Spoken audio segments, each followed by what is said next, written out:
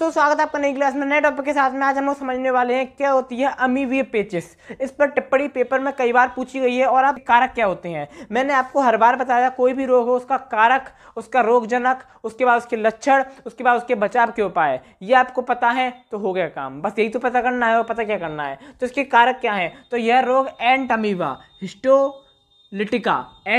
Histolytica नामक protozoa के कारण होता है। जो आपका अमीबीय पेचिस है वो किसके कारण हो रही है? प्रोटोजोआ के कारण हो रही है। कौन से प्रोटोजोआ के कारण हो रही है? तो आपके एंट अमीबा हिस्टोलिटिका, ठीक है, आपको उसका नाम याद रखना है, नामक प्रोटोजोआ के कारण होता है। ठीक है, इस रोग में क्या होता है, आंत व पाचन तंत्र प्रभावित होता है। जो व्यक्ति की आंतें होती हैं वो प्रभावित होती हैं, साथ ही साथ में उसका पाचन तंत्र, उसका डाइजेस्टिव सिस्टम जो है वो पूरी तरह से क्या हो जाता है, प्रभावित हो जाता है।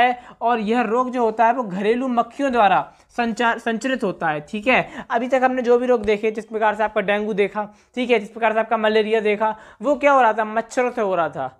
समझो इस चीज को। आपका जो फील पाँव था, हाथी पाँव रोग था, वो भी मच्छरों से हो रहा था। लेकिन ये जो आपका रोग है ये मच्छर से नहीं हो रहा, ये घरेलू मक्खियों से हो रहा है। क्या? अमीबिया पेचिस। ठीक है, तो आपको डिफरेंस समझना होगा चीज़ों के बीच में। अब इसके लक्षण क्या हैं? तो पेट में दर्द होना, दस्त के साथ रक्त का आना, शरीर के भार में निरंतर कमी होना, मल के साथ श्लेष्म का आना। सिंपल से लक्षण हैं जो उनको आप इजीली लिख सकते हो और इजीली अपने पास से भी कुछ लिख सकते हो। इनमें से कई सारे रोग हो सकता है आपसे होकर गुजरे हो, मतलब आपको भी हुए हों, क्योंकि आम रोग हैं ज़्यादा, मतलब जैसे मलेरिया टाइप की चीज़ें हैं, ठीक है, जैसे अमीबिया जो पेचिस टाइप की चीज़ें हैं। तो इस प्रकार की चीज़ें जो हैं आप मतलब जानते हो, आपके आसपास की चीज़ें हैं ये। ठीक है, बचाव क्या है? तो दूषित जल व भोजन का सेवन ना करें, जल को उबालकर व छानकर पीना चाहिए, फल व सब्जियों को धोकर खाना चाहिए, साफ सफाई का विशेष ध्यान देना चाहिए। छोटी क्लास का बच्चा भी सब चीज़ों को जानता है, तो कोई ज़्यादा बड़ी चीज़ नहीं है, इसलिए ज़्यादा टाइम वेस्ट को ना करते हुए आप इसका फटाफट स्क्रीनशॉट ले लीजिए।